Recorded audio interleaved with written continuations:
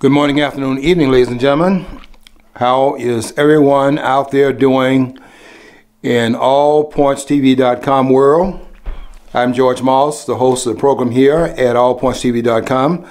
The program here comes on 2 o'clock to 3 o'clock every Monday, and every second and fourth Mondays we are preceding the program called Satura's Black History Corner. And that program comes on at 3:30. And it hangs around about 30 minutes, and then they are there for your questions. We take a lot of questions here. We want you to call in, give us any questions that you have. We're going to be able to answer them here at the studio. I am very glad to be here today because I was on a radio show this morning, and it never actually goes well for me when I have to sit next to a liberal and who can't hear what I'm, can you hear what I'm saying? Do you hear what I hear? And they take these, this morning on the program, they take these extreme examples of police misconduct, such as the officer that shot the gentleman in the back, and they want to make that the talk of the town, as if that is the thing that's going on out here, and all of these accusations about the police. What I was trying to tell this person this morning is that what you liberals are doing is you're taking single events, and then you protest it in multiple places, and because the liberal mind is so fragile, you cannot even you snap, and you don't understand that what you're doing is you're taking a single event and you are multiplying it in different cities with your protests. And the liberal mind, you have made it a multiple event. But what is multiple is the protest of the event.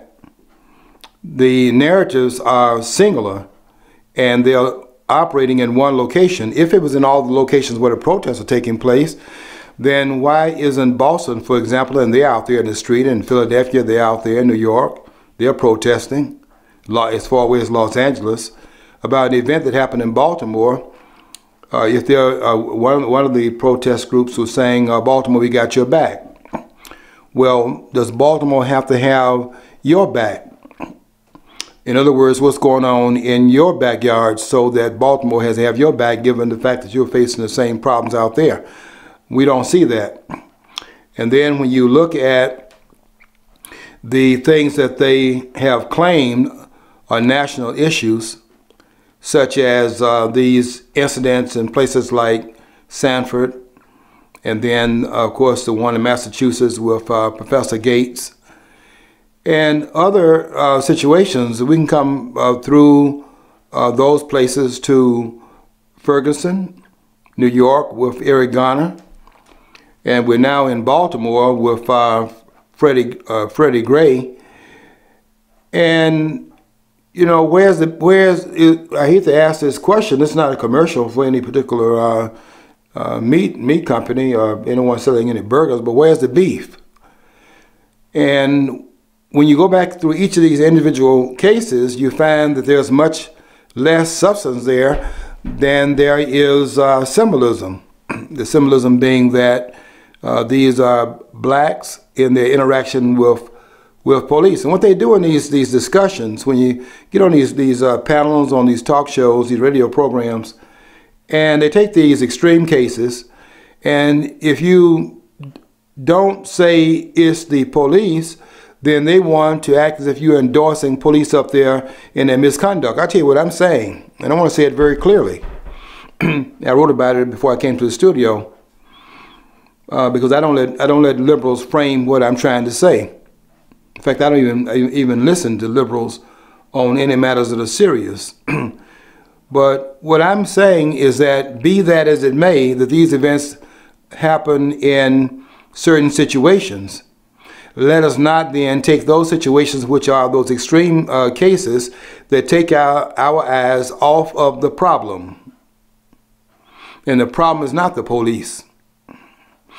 The problem is the breakdown of order in these urban communities, which are nothing other than war zones that have been turned into that by basically leftist social policies.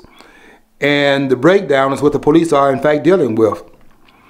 And so to blame the police, I'm saying what I was not trying to say, what I was going to make it very clear I was saying, and that is that we have to hold police accountable whenever there is any crossing of the line. We still should not take our eyes off the problem. In other words, what we see going on here, and I'm going to say this real slowly in case there's some liberals listening to my program so that I can do it on the kindergarten level. What we're doing here is that we are taking our eyes off of the problem, which is the breakdown of order, which police have to in fact deal with because of these social programs that have broken down these inner city communities, or help break them down, help bring about the result we're seeing right now. And so they're not divorced from these policies. Another thing is too, as much as I had problems with cops growing up, and I still do at times when pretty much my interaction with cops, I try to be polite to them. They just go get snotty, go off on me, threaten me. I don't know what the problem is. I just don't care for them. But having said that, the black communities are the most at-risk communities. But the thing is, you hear these liberals basically, it seems that what they want to come across is basically there should be no enforcement in those communities at all. They just want to eliminate the contact with police and the citizens so much. They think that's going to eliminate the problems. Well, guess what? Nature abhors a vacuum, they say. The criminal element's going to seize upon that opportunity. So, I mean, should only black policemen patrol largely black areas? I mean, is that the solution? No. I see abuse coming from all sides of this. I mean, it's like the police are not the problems in the black community.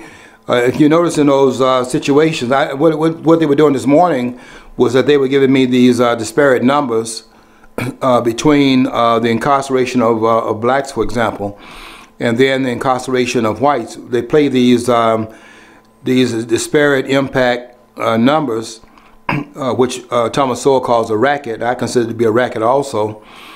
And they say, look at the numbers of persons that are incarcerated, and they give those persons who are doing this crime this much time, and then this much time over here. They're both doing drugs, but here's the incarceration for that group. A lot of it probationary, and then over here this group is going to jail. Yeah, a lot of the like to do that, but I won't explain what's going on there. Well, I didn't mean to interrupt, but is there like differences between powder cocaine and crack cocaine? Those big differences in those sentencing. That was actually by demand by the community, mostly affected, largely black communities. They were making a hue and cry years ago about the big crime, the problem with crack, and they responded by making it more punitive to use crack cocaine. So it was basically a knee-jerk reaction to try to attempt to please the advocates in the black community, because they're saying they're being overlooked and they were being pushed aside. So the sentencing that explains the disparity is not the systemic problem inside of the legal system. What they're responding to is what in addition goes on beyond the personal abuse of drugs, and that is the kinds of things that are taking place for those who have to get the money to pay for the drugs and those that are using the drugs, what they're doing. And that's a different phenomenon in the urban cities than in the suburbs, where there's more wealth that used to take care of these habits. Is more personalized, and it doesn't really drive the things that's out there in the street, making the communities more unsafe. And we see that by just driving out into the suburbs and driving back into the inner cities, and we don't see the bars out there that we see in these inner cities, and they're responding to something, and they're responding to how the drugs play out in those urban centers, very different than what plays out elsewhere. And judges are in fact putting punishment in place to take into consideration what the uses of the two drugs do in the two communities where the impact is different. They want to act as if the what explains it is racism that's systemic inside the system. I'm not buying that, not for one moment, because I don't think you can explain that in that phenomenon. And in these urban cities where the breakdown is greatest, look and see what policies are in place there and what party is in those inner city communities, and we'll see something else going on here that will explain it. Now, when you say that it's not the police, I'm not saying that police are always doing the professional thing. nobody can claim that that is the case. And I'm sure most of those that listen to this program have had some incidents that you can tell me about where things didn't go as well as they should have gone if all of the persons on the force were acting in a professional way. Sometimes they're not acting. Some of them don't act professionally, and some of them actually try to act provocatively. That's happened to me.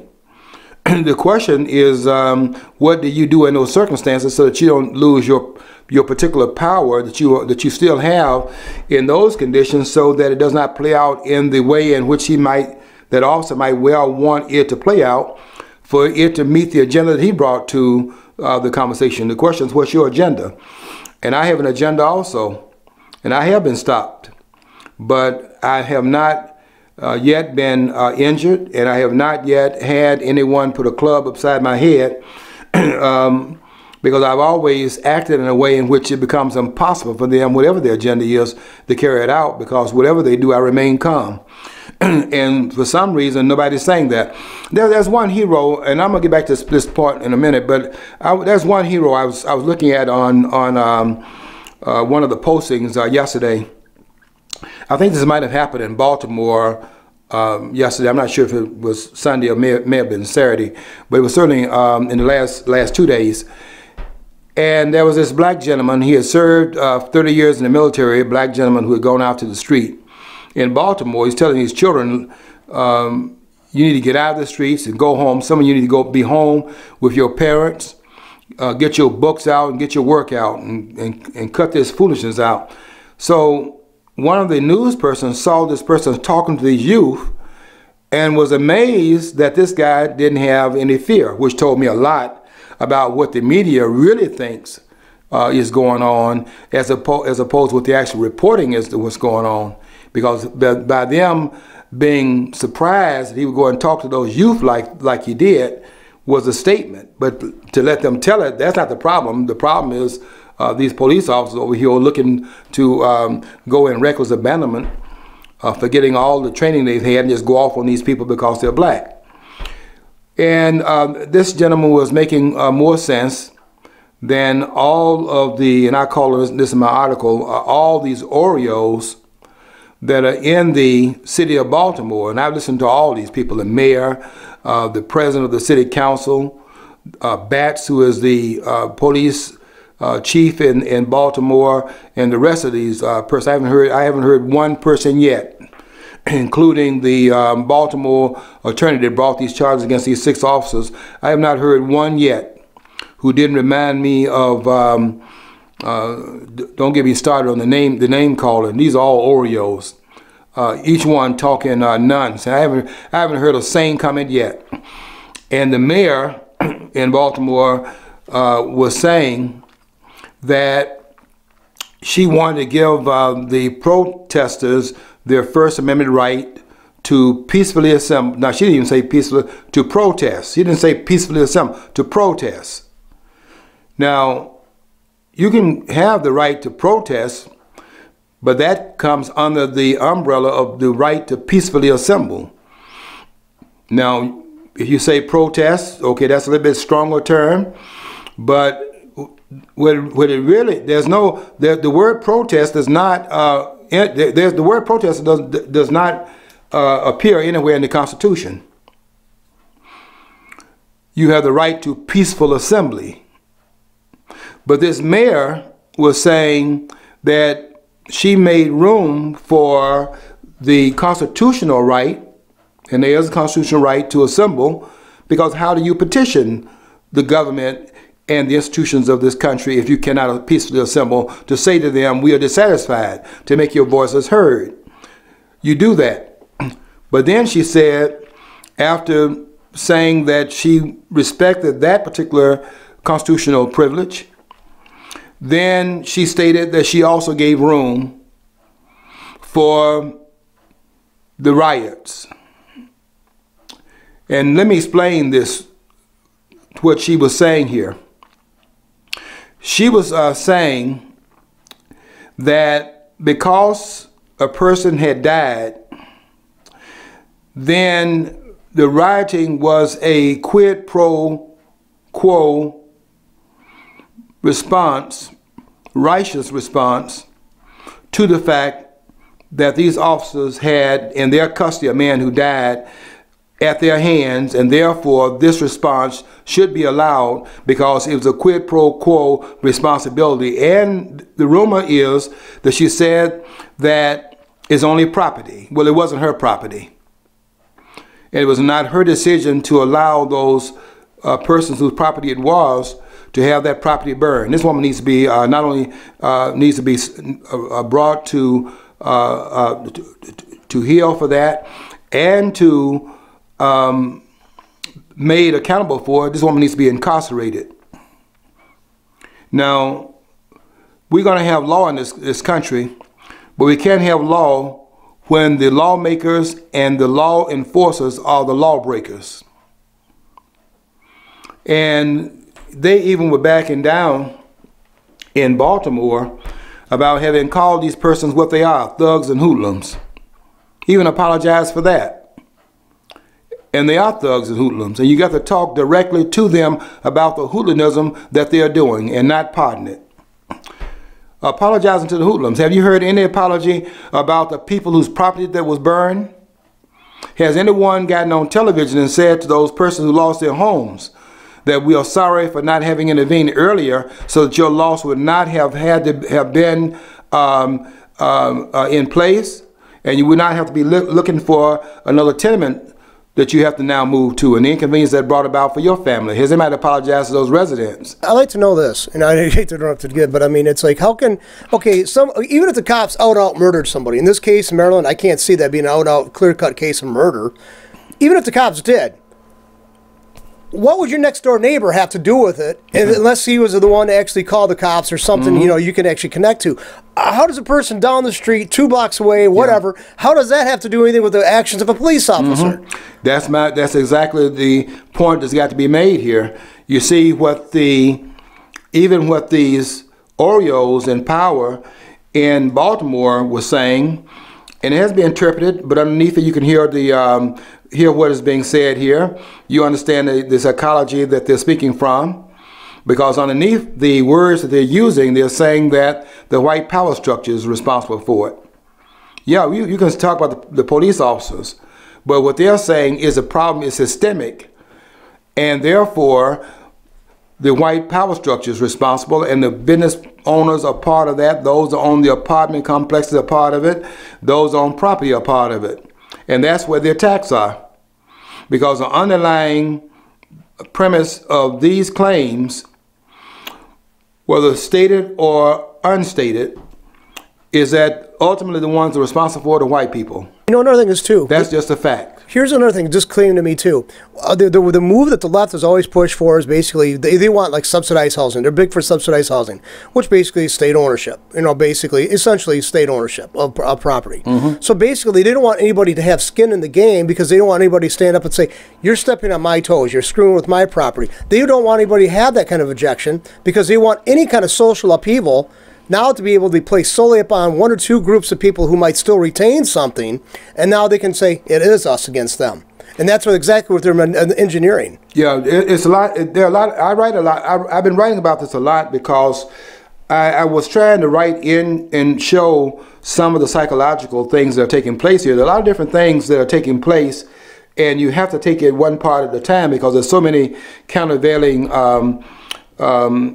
positions that are being taken out here by a lot of different parties who are bringing a lot of different baggage to this process, and we have to explain each part of it because all of it cumulatively is what we're looking at in terms of these insightful events, and a lot of people are playing roles in it. But in terms of the Baltimore situation, we see the power structure, which is a black power structure in Baltimore. The mayor is black. The police chief is black. The Baltimore attorney that is in fact that brought those charges this past weekend. Some of them, those charges are not going to stand.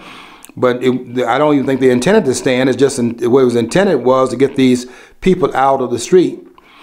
And we have another prostitution of justice in this country, as we saw taking place in Sanford, Florida. where the same kind of travesty was going to be, was in fact enjoined by Corey, what was the last name, the prosecutor down there who prosecuted the case, Corey Sanders. All of them were participants in it on the prosecution team. Della Rianda, who was the chief prosecutor in the case. Deborah Nelson, you know, they had 4 different judges in that case with Trayvon Martin. And some of them, once they saw that there was a framing taking place, some of them just kept going out and wouldn't participate in it. And they finally came to Deborah Nelson, who was the trial judge, and you saw the bias of that judge in terms of how she was trying to weight the case so that they would get a conviction. They knew that George Zimmerman had acted lawfully. He had a concealed weapon, had a license to carry it, and that he used that weapon only when his own life was in jeopardy. They knew that. The evidence was very clear. That's why they were hiding the evidence. And if they had not had 2 men, these are 2 unsung heroes. I was saying this for the first time. Nobody said that before. I said in my article yesterday, there are 2 unsung heroes that America ought to, in fact, stand up and applaud. Because what they did was take their own time, not even expecting to get paid, because George Zimmerman didn't even have any money. And they didn't even know if they get paid or not. But they saw what was going on in Florida. And these 2 men, Mark O'Mara and Don West, took away from their own practice and came into that case and took it pro bono, not knowing if the money would be raised or not, didn't know if the state would cover it or not. And they came in and they turned mob rule back. Because I'll tell you something, if we don't have the rule of law in this country, then all of us are in danger. And they saw the danger, and they turned the state's quest to get a conviction at all costs, knowing this man was innocent, but because they want to get the mob out of the street. And we see that being duplicated in Baltimore right now. That's the objection. And if you think that it will be more just because blacks are the ones in charge of the politics, or put blacks on the police force, if you think that's going to fix this problem, which is a problem of liberal thinking, then you are out of your element, because you can change the complexion of the ones who are doing the enforcement. And you've done that. I mean, Ferguson, they wanted to make the claim that in Ferguson, the power structure, with the exception of 3 black police officers, was white in Ferguson. And the claim was made, that's why there's no justice in Ferguson.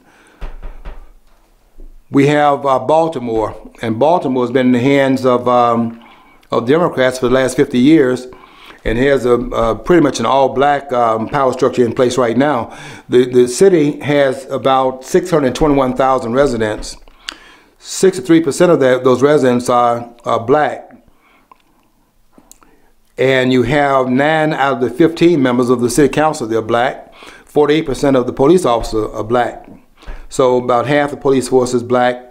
9, you can do the math, 9 out of 15, I can do the math, but let you do it. 3/5 of the city council is black. The mayor is black, and they got a black,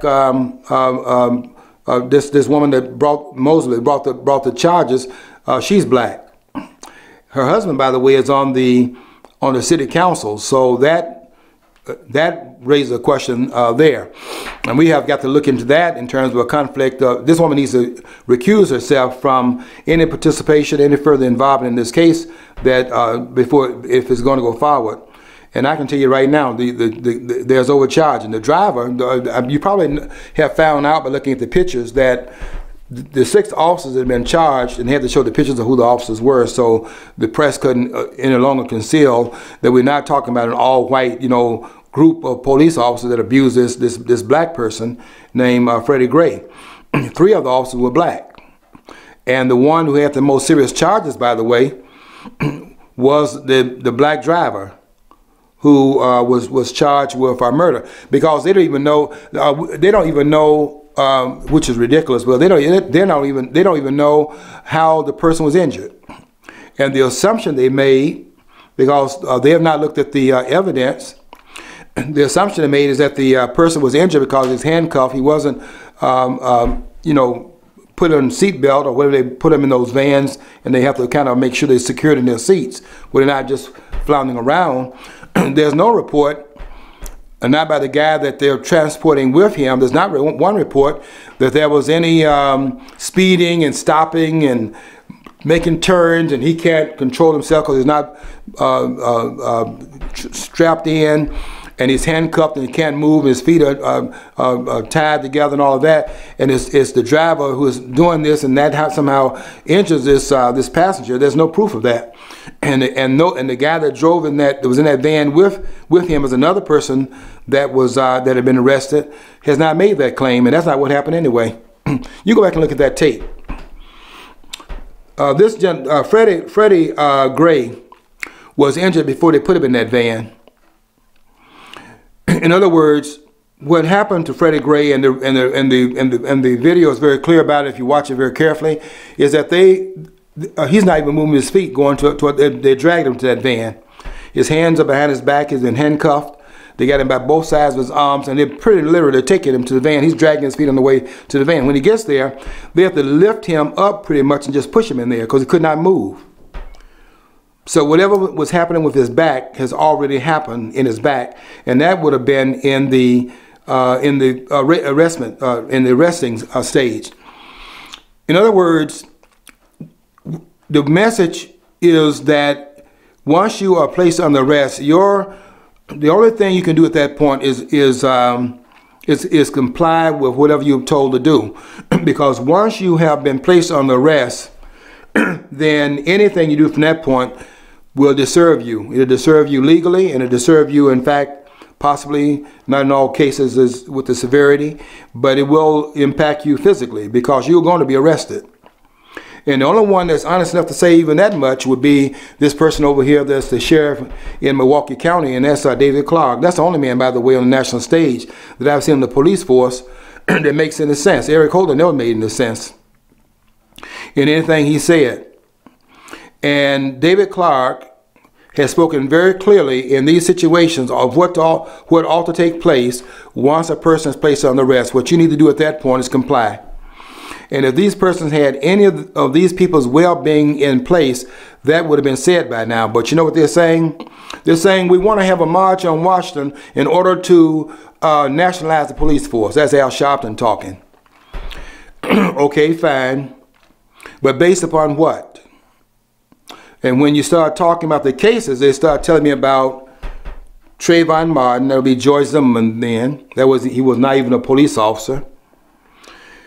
Then you come to what happened in the Gates case, and that's before that's when the police officers were acting stupidly based upon the president getting out of the blocks and blaming the police, when the police in this case were not even responsible. It was Gates's problem. Didn't want to show an ID because he's at home while black, a new crime that he made up. And when he didn't comply with just a simple directive, legal directive, you are asked to give up ID because we don't know who lives there. And there's a report that somebody was trying to break in Gates's house. They arrived because they'd been called.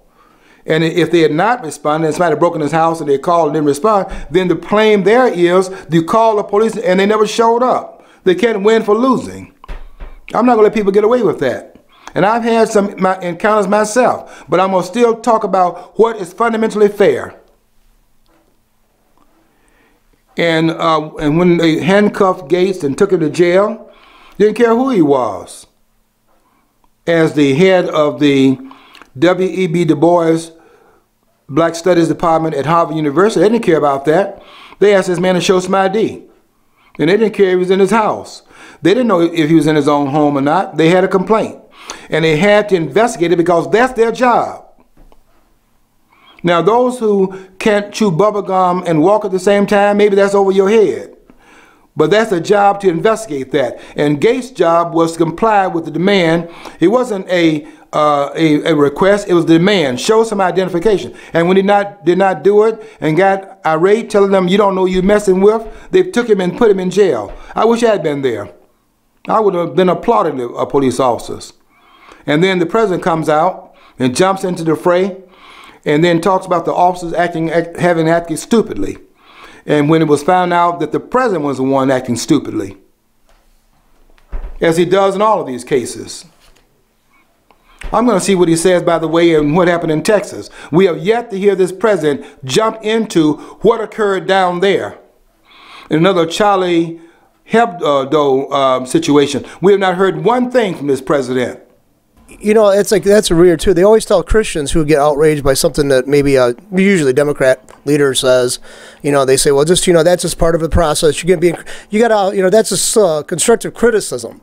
You can't constructively criticize Muslims. They go insane. I mean, it's like, and another thing is too, we believe Jesus was a deity. You know, he was part of a deity, you know, the God.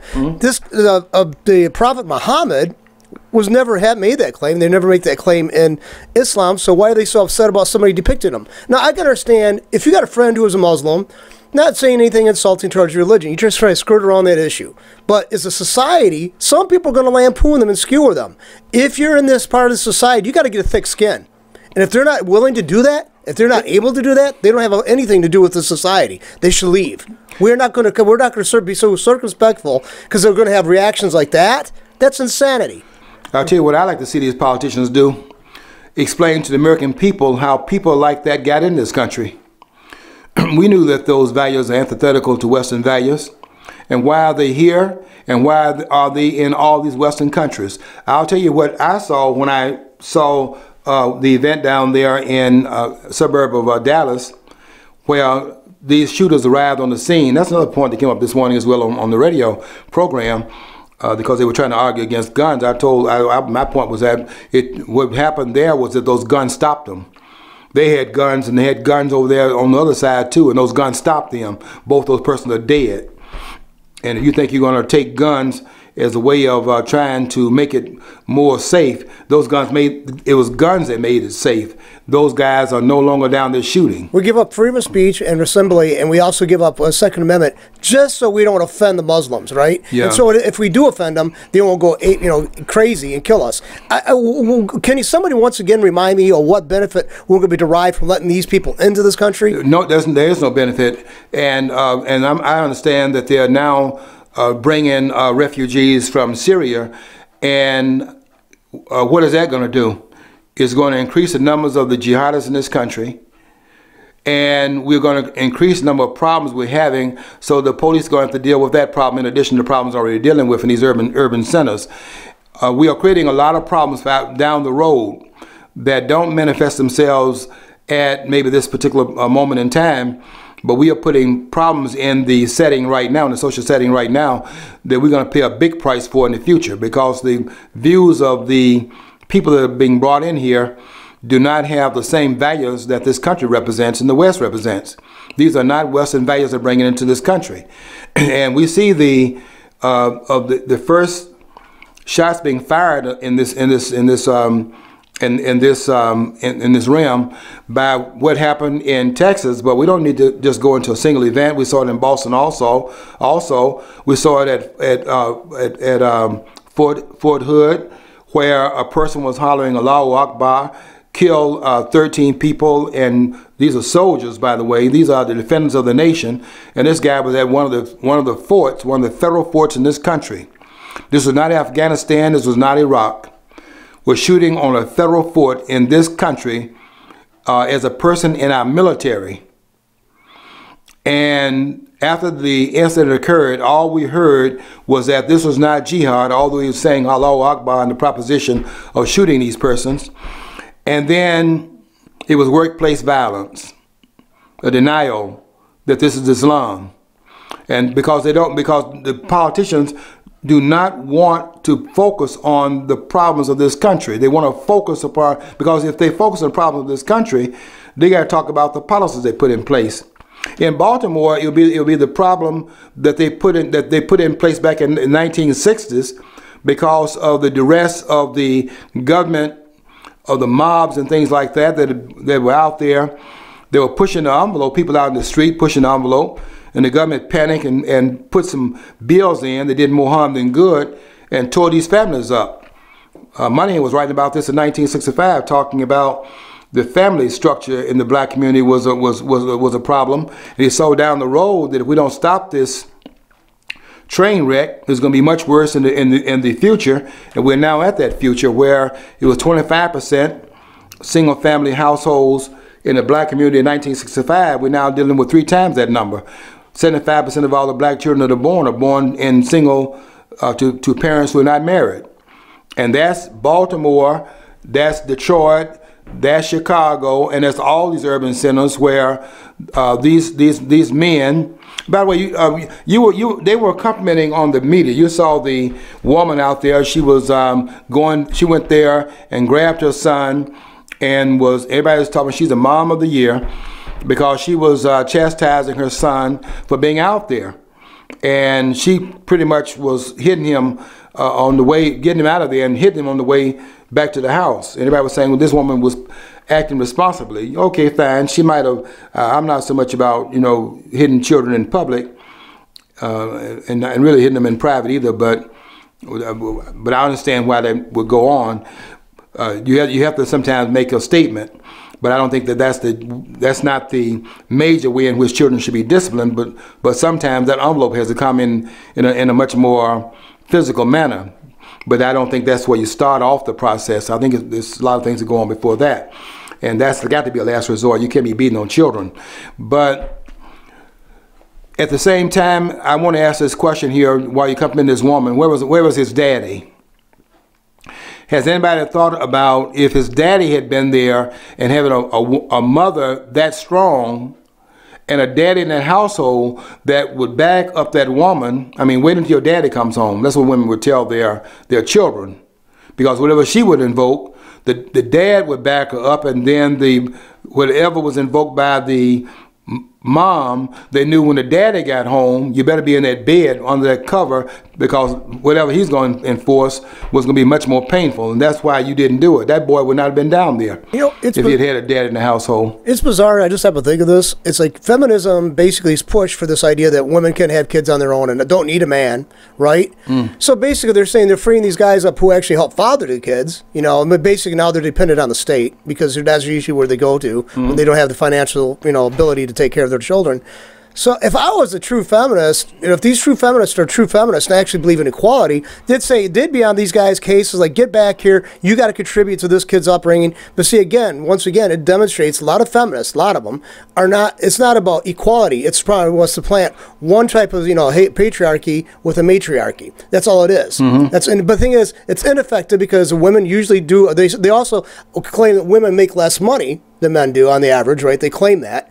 So if that's the case, and they're basically overburdening these females, now trying to raise this brood of children they've had where the males are absent, now trying to financially be responsible for all these people. So it's ironic. They're arguing for the destruction of women and putting more stress on women instead of trying to put the responsibility on the men who are also responsible. Well, it's an insanity. My response to this idea that these women don't need a man, we're not talking about whether you need a man or not. Your children need a father. And that goes beyond. If you don't need a man, and your interaction with men or whomever you're interacting with, that's your own choice, and nobody could bother. I don't think anybody has anything to say about that choice because that's a private matter. But you're not talking about that when you bring children into the equation. When women were in their childhood. And men in their childhood, they needed both parents there. Whether they had both parents there or not, it would have been helpful if they had both parents in the household. Now, if you don't have children, you say, I don't need a man, then that's not the same thing, is it? That's something different. But the children need both their parents in their lives. And we have, and take Freddie Gray's case. I know there's an article you should read this morning that was published in the WND, the World Net Daily Network. Jesse Peterson's article. He asked a question: Where are the men in Baltimore? That's a good question. I was telling you about one of the men that was down there talking to those children, telling them to get out of the streets and go home and stop this foolishness. One man of all, that was the first person that has said anything even remotely sound that way. Nobody else has said that. Now the person on city council said it. They had this thug, Elijah Cummings, from the Congressional Black Caucus, nothing but a thug. Representative from most of his district is Baltimore, and he's out there with a bullhorn. He didn't say anything to those children, talking about, okay, time to go home. Give me a break. That man out there telling those children, you're out here tearing things up. You shouldn't be out here. Go home. He was telling those children some information here. You should be home studying your books. You should be over there doing your lesson. You should be with your parents somewhere. Get out of the streets and stop making a fool of yourself. You think Cummings said that? No. This man said it. And when they asked him if he was afraid of having said that, the man said, look, I've seen much worse than this. I was in Vietnam, and I've seen much more breakdown than I see here. Man was not afraid to say that. And here's Cummings in a got a bullhorn. And you know what he said in the bullhorn? Okay, it's 10 o'clock, curfew, time to go home. As if that's saying anything. And nobody even moved. They didn't care what Cummings said. They were surprised he was out there. He probably didn't go back to his district, but every 2 years get reelected. And he's been in there before he was elected for whatever number of terms he served as a representative in Congress. He was on the city council there in Baltimore before he ran for that office. And they haven't had anything that happened yet that even remotely looks like leadership in Baltimore. When Batts came in, 15 months after Batts, who is now the police commissioner, came in, they had an article in 2013 talking about what he had come into.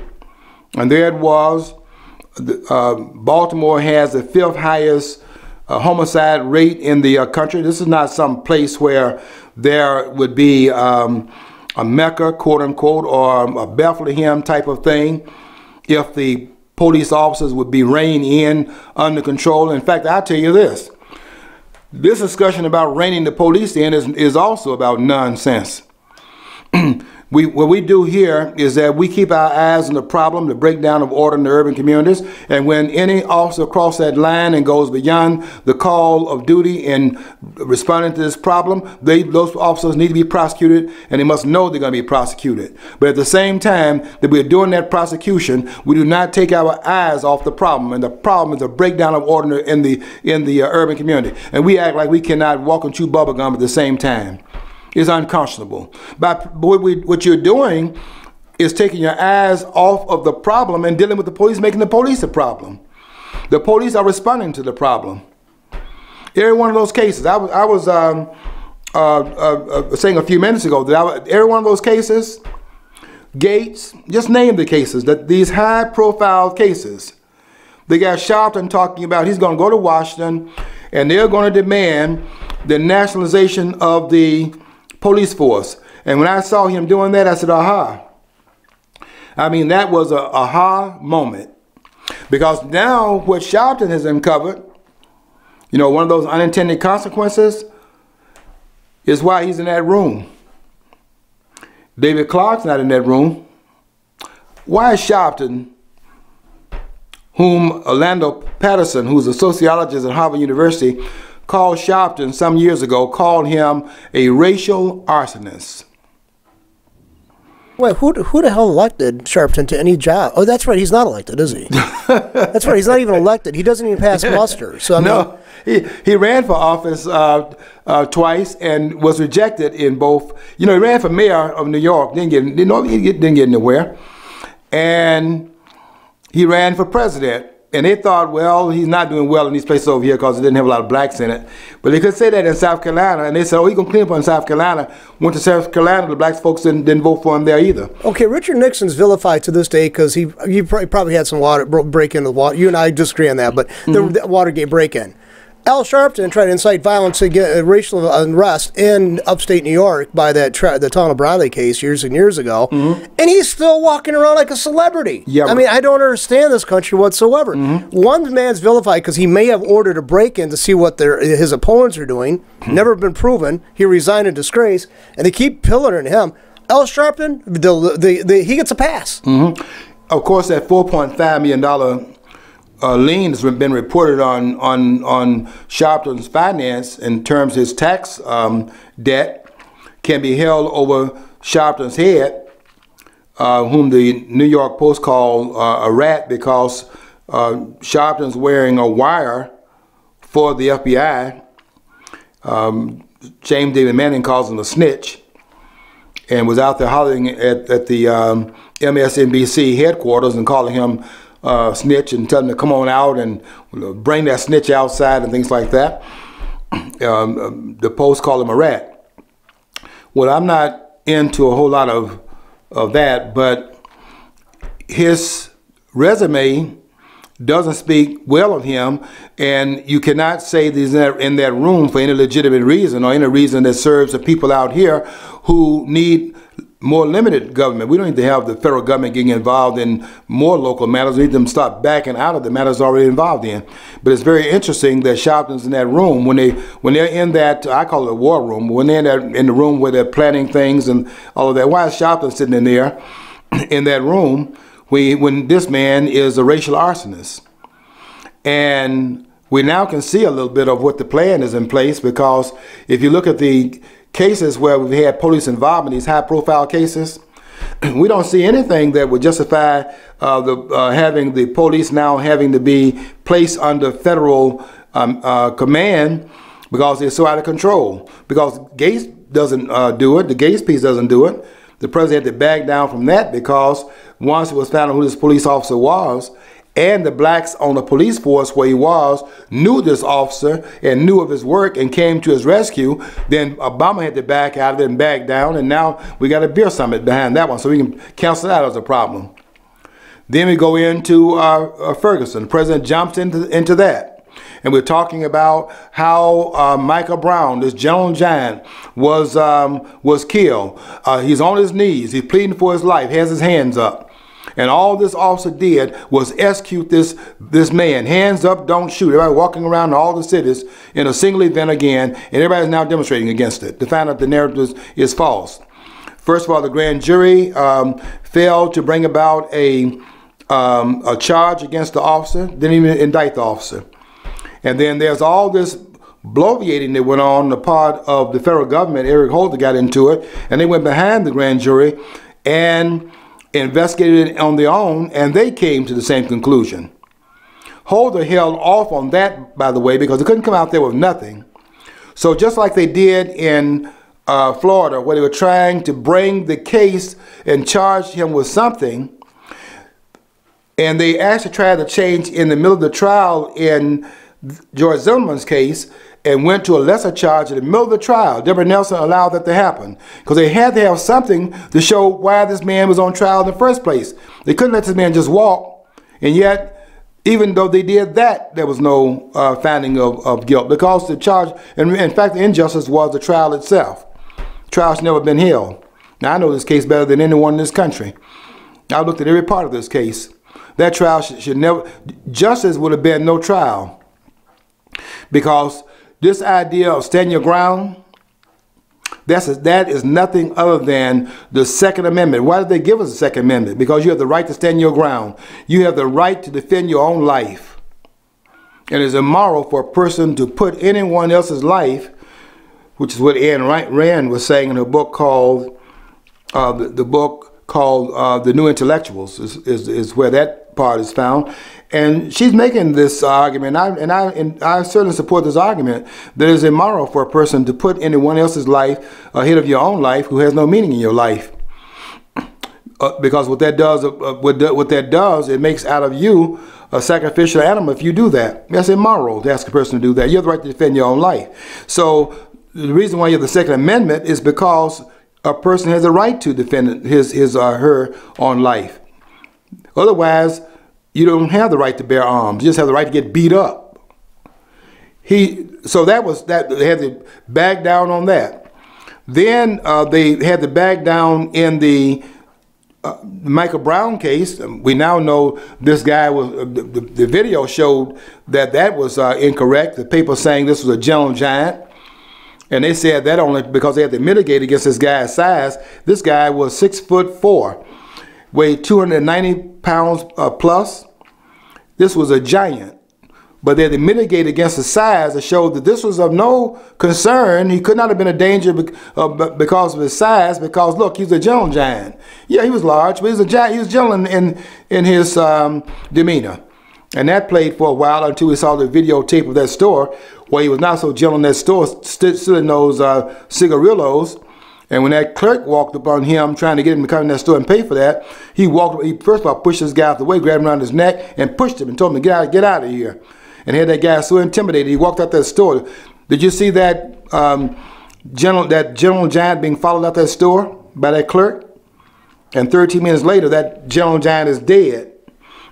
And they tried to act like the officer should have not acted in the way he acted. They went and did an investigation on 2 different levels, the federal level, and then proceeded by the level in the city. The grand jury looked at the evidence, heard the testimony of people that were there who were too afraid in their own community to come out of the woodwork and testify, but did so behind closed doors because they felt morally compelled to tell the truth. And those are some more heroic figures.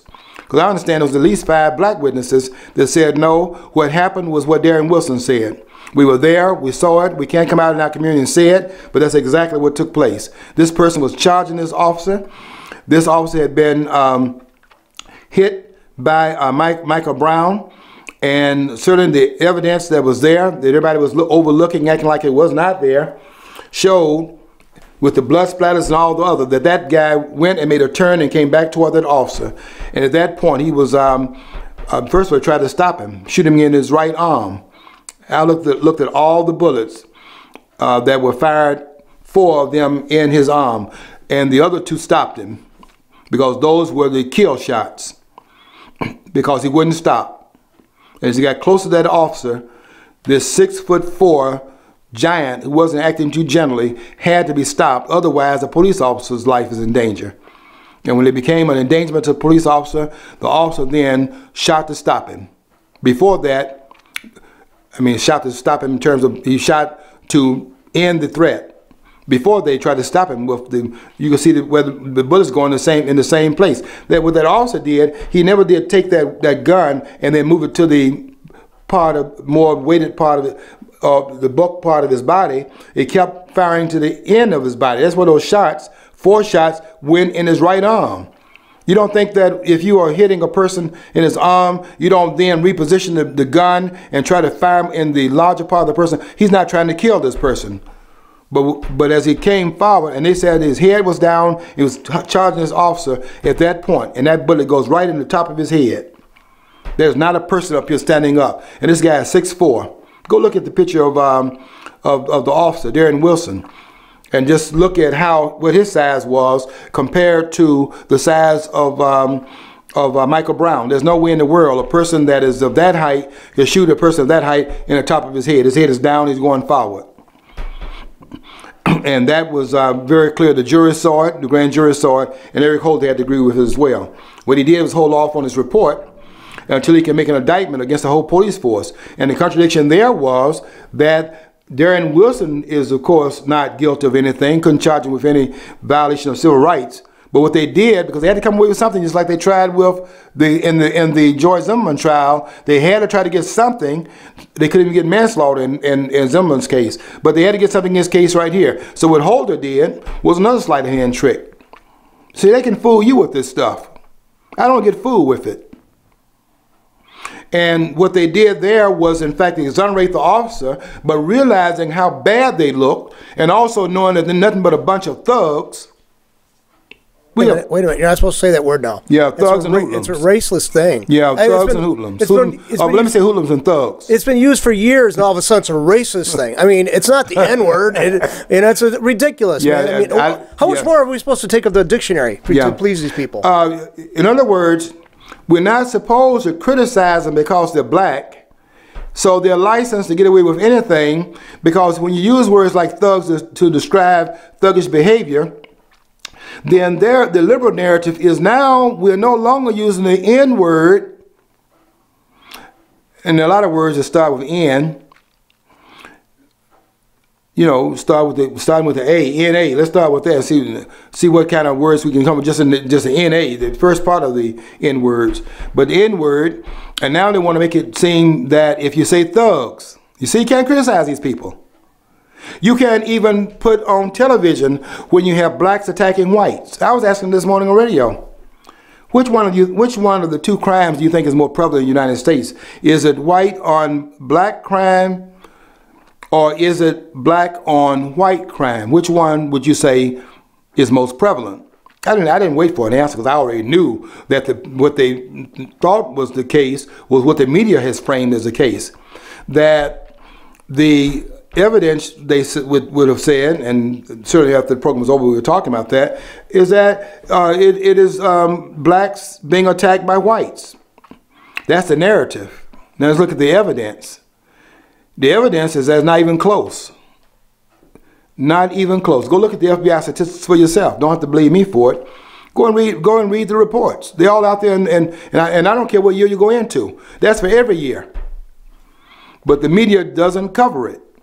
And they blow these situations up, which are just singular events, and they're not even legitimate events, and then they spread it over a period of time, and they continue to loop it into the news. And guess what's happening in the psychology? The psychology is that by the multiple reporting, it is being experienced multiple times. And the liberal mind, which is very fragile, sees it as multiple events taking place. That's how they work it. And if you read the book called Subliminal Seduction by Wilson Bryan Key, read some of Marshall Llewellyn's book, some of his works, or read The Hidden Persuaders, Vance Packer's work. You can catch them at these things here, but you got to be a student that understand what it is you're looking at and train yourself to see that which is beneath the surface. Everybody can see what they're showing you, but what's underneath that? What's underneath Sharpton talking about going to Washington to federalize the police force over nothing? I mean, if there was a claim to be made, you say, okay, maybe the police departments are out of control in these cities because there are all these multiple events. But it's not these multiple events. It's single events that are multiplied in various places who are talking about the same narrative, and the narrative was being multiplied. And when you look at what the narratives are talking about, we're talking about George Zimmerman, we're talking about Michael Brown case, and neither one of those persons were charged. Darren Wilson wasn't charged. That man is walking around free. The officers in the Gates piece, they weren't charged with anything. And Holder comes up with this nonsense that that Darren Wilson did not act in an inappropriate manner. So guess what? The whole department is racist. And a threat to take over the department, dismantle the department, and federalize that. And then Sharpton comes in talking about what? Not federalizing the police force in Ferguson, but talking about federalizing all the police forces. This is nothing but orchestration here. This is orchestrated. This has been predicted for 20 years in the circles I've talked to. This is going to happen. The nationalization of police. And a lot of cops on board are for this. Around here, a lot of cops, sheriff's departments and stuff are all for this. This is nothing but the brown shirts in another disguise by the left. There's nothing to see here. We're saying that whenever some excessive use of force is brought into dealing with these real problems in the urban communities, do not take your eyes off of the problem, but deal with the persons who in fact acting in ways which are unconscionable in that environment. We can't have officers who are licensed with guns and things like that going off on people. We're not claiming that that's appropriate. That's inappropriate. And that should be dealt with. But you still, can you walk into chew bubble gum at the same time? You still maintain your focus on the problem that has to be dealt with. And they act like the problem is the police. The problem is not the police. There are some people in the police profession who act unprofessionally. But tell me a profession is not like that. And you politicians that have the hair up on your back and you want to come in and act like your profession is clean, that's a joke. That's got to be a joke. Because the problem of the police officer started at the political level. And that's a fact, and you saw it over there in New York. Okay, we got to get out of here. I will tell you this tomorrow, I'm going to the polls, And I will be voting no on proposal 1. And I think a whole lot of folks are going to be joining that effort, because we're not giving these politicians any more of our money. We're going to make them show us their guns and take it. We're not going to surrender any more of our money and any more of our purse to politicians. So we'll see how that comes out tomorrow. We'll be reporting on that next Monday. Until next Monday, I want you to follow your dream as always, because if you don't follow your dream, you will never know what's on the other side of the rainbow.